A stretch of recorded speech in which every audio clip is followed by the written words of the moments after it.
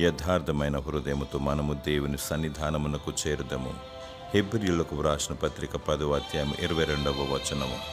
కల్మషము, స్వార్థము మరియు నటనతో దేవుని కనుగొనలేము, ఆయనను చేరలేము. యథార్థత, భయము, భక్తి, వినయము, విధేయత, మంచితనము చాలా అవసరమైనది.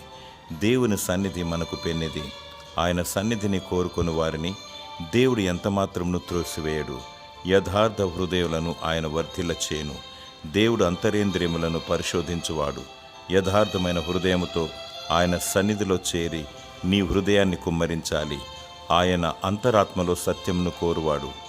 నీవు దీవించబడి ఇతరులకు దీవెనకరముగా మారాలి.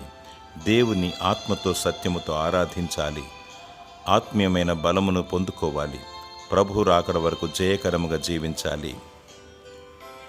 దేవుడు తన సన్నిధిలో నిన్ను సమృద్ధిగా దీవించి ఆశీర్వదించునుగాక. ఆమేన్.